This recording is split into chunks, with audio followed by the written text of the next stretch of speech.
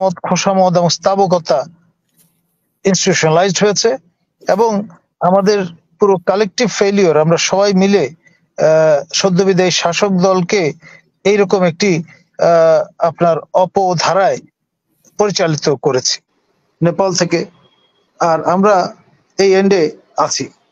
এবং এই যে সবগুলো দেশ মিলে সার্কের স্পিরিটে যদি একত্রিত হতেন তাহলে আজকে এই অবস্থাটি পড়তে হয় না। এই যে লাল পাসপোর্ট, সেটি আপনার একবার ইস্যু হলে আপনার যেই দায়িত্বের কারণে আপনি লাল পাসপোর্ট প্রাপ্ত হয়েছেন সেই দায়িত্ব আপনার শেষ হয়ে গেলে রসম যেটা সেটি হচ্ছে আপনি সেটি সারেন্ডার করে দেবেন। নেতিবাচক বিষয়াদি আছে তা চালিয়ে দেওয়ার একটা ট্রেডিশন ফসিলাইজড হয়ে গেছে বাংলাদেশে। এর অবস্থান হওয়াটা অত্যাবশ্যক। আপনার রাজনীতি বিযুক্ত জীবন কল্পনা করা যায়। জীবনের প্রতিটি ক্ষেত্রে রাজনীতির সংশ্লেষ আছে। এখন ছাত্র জীবন বিশেষ একটি অধ্যায় একজন মানুষের জন্য। সেই সময় রাজনীতি বিযুক্ত থাকবার চিন্তা করাটা আসলে আমি মনে করি এক ধরনের অন্ধত্বের মধ্যে নিপতিত হওয়া। আমি আমাদের বীর মুক্তিযোদ্ধা আব্দুল সালাম ভাইয়ের সঙ্গে একমত যে রাজনীতি অবশ্যই রাজনীতির মতো হতে হবে, অপরাজনীতি করা যাবে না। এই আপনার হল দখল, তারপর আপনার সালাম তো বলছেন, কিন্তু আমরা তো শুনতে পাচ্ছি যে বিএনপি তো এখনো ক্ষমতায় আসেনি। 5ই আগস্টের পরে বিএনপি অনেক কিছু দখল করে নিচ্ছে, সেই হল দখলের কথাও আমরা শুনতে পাচ্ছি। এবং এই ছাত্ররা মানে ছাত্র দলের অনেকে অনেক কিছু দখল করে ফেলছে, যদিও ইতিমধ্যে বহিষ্কার করা হয়েছে, কিন্তু সেটা তো এখনো মাত্র 10 দিন 15 দিন গেল, এর মধ্যে অনেক দখলদারিত্বের খবর চলে এসেছে। দেখুন, এখন যেহেতু অন্তর্বর্তী সরকার ক্ষমতায় এবং মাননীয় প্রধান উপদেষ্টা নোবেল লরেট প্রফেসর ইউনূস সরকার প্রধান, এই সব কিছুর দায় কিন্তু তাদের।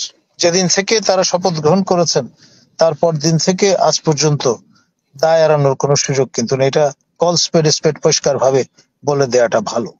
এবং এই জন্য বলা দরকার যে আমাদের আসলে প্রতিবাদ করবার সংস্কৃতিটা না থাকবার কারণে আজকে তোষামত খোসামত এবং স্থাবকতা ইনস্টিটিউশনালাইজড হয়েছে এবং আমাদের পুরো কালেকটিভ ফেলিওর, আমরা সবাই মিলে সদ্যবিদায়ী শাসক দলকে এইরকম একটি আপনার অপধারায় পরিচালিত করেছি।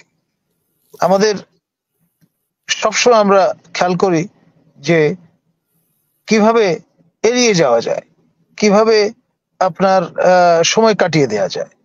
যেটি বলবো সেটি হচ্ছে এই যে আমি গতকাল ফিরেছি আমাদের কুমিল্লা অঞ্চল থেকে এবং দেখে এসছি যে পানির যেই উচ্চতা নদীতে তা বাড়ছে।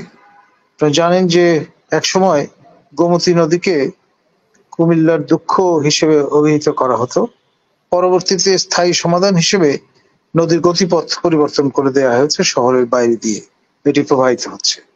এবং আজকে যেটি জানা গেছে যে একেবারে টইটম্বুর অবস্থা, গোমতীর যে বাঁধ সেটা প্রায় উপচে পড়ে পড়ে এরকম দশায় এসে ঠেকেছে। এবং গতকালই বা গত পরশুদিন এই বৃষ্টির পানি জমে যাওয়ায় সেখানে একজন ব্যক্তি পথচারী তিনি ইলেকট্রোকাটেড হয়েছেন, অর্থাৎ পানির সঙ্গে বৈদ্যুতিক তার সংযুক্ত হওয়ায় এই ঘটনাটি ঘটেছে। এই ধরনের দুর্ঘটনার পরিমাণ হয়তো আরো বাড়বে যদি না আমরা ভবিষ্যতে সতর্ক হই। আর আমাদের এখানে যেই নদীগুলো আছে, তিতাস বলুন, তারপর ডাকাতিয়া বলুন, কিংবা আপনার গোমতী, এই সবকিছু কিন্তু পার্বত্য ত্রিপুরা অঞ্চল থেকে প্রবাহিত।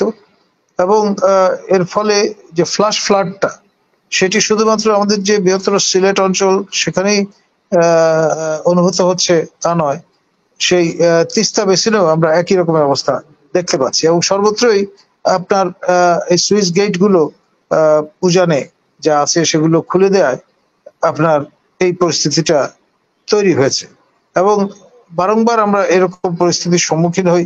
আমাদের যে নদী ব্যবস্থাপনা সেখানটায় আপনার কোঅর্ডিনেশন এন্ড কোঅপারেশন না থাকবার কারণে আমাদের উজান থেকে পানি আসছে ভারত এবং চীন দেশ থেকে, ভুটান থেকে, নেপাল থেকে, আর আমরা এই এন্ডে আছি এবং এই যে সবগুলো দেশ মিলে সার্কের স্পিরিটে যদি একত্রিত হতেন তাহলে আজকে এই অবস্থাটি পড়তে হয় না আমাদের। আপনি খেয়াল করে দেখেন সেই আপনার ডোমিনিয়ন অফ ইন্ডিয়া এবং ডোমিনিয়ন অফ পাকিস্তান স্বাধীনতা লাভ করার পরে যৌথভাবে ইন্দাস বেসিনে তারা যে পানি ব্যবস্থাপনার উদ্যোগ গ্রহণ করেছিলেন ওয়ার্ল্ড ব্যাংকের সহায়তায়, সেটি কিন্তু বেস্ট কোয়ালিটির রাইস অফ দ্য ওয়ার্ল্ড।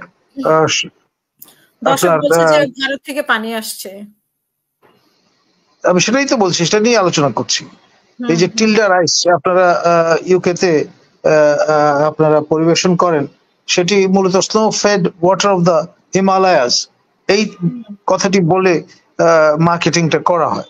এখন পাকিস্তান এবং ভারত যদি সুন্দরভাবে নদী ব্যবস্থাপনা করতে পারে, ওয়াই নট আস?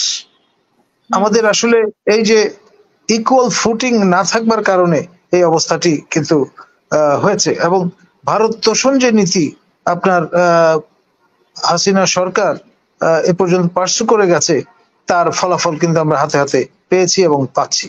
আমাদের আসলে আত্মসম্মান বজায় রেখে ইকুয়াল ফুটিংসে দাঁড়িয়ে আমাদের এই দর কষাকষিগুলো হচ্ছে আপনার লিপ্ত হতে হবে।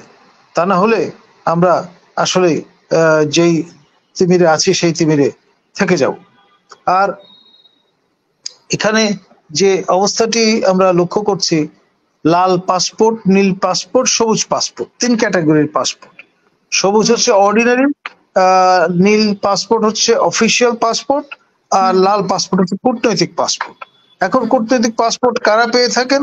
আমাদের এখানে যারা আপনার 2 স্টার অ্যান্ড অ্যাবাভ লেভেলের জেনারেল তারা, যারা পাবলিক ইউনিভার্সিটির ভাইস চ্যান্সেলর তারা, যারা সচিব তারা, যারা অনারেবল মেম্বার অফ পার্লামেন্ট তারা, যারা মন্ত্রী পরিষদে আছেন তারা, মহামান্য রাষ্ট্রপতি, মাননীয় প্রধানমন্ত্রী প্রমুখ।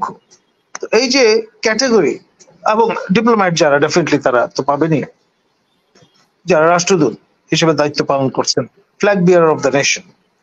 এই যে লাল পাসপোর্ট, সেটি আপনার একবার ইস্যু হলে আপনার যেই দায়িত্বের কারণে আপনি লাল পাসপোর্ট প্রাপ্ত হয়েছেন, সেই দায়িত্ব আপনার শেষ হয়ে গেলে রসম যেটা সেটি হচ্ছে আপনি সেটি সারেন্ডার করে দেবেন।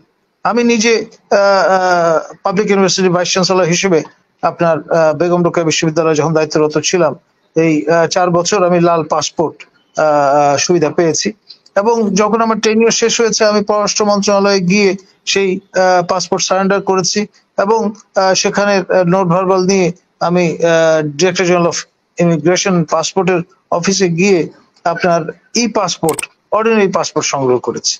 এটি হচ্ছে নিয়ম।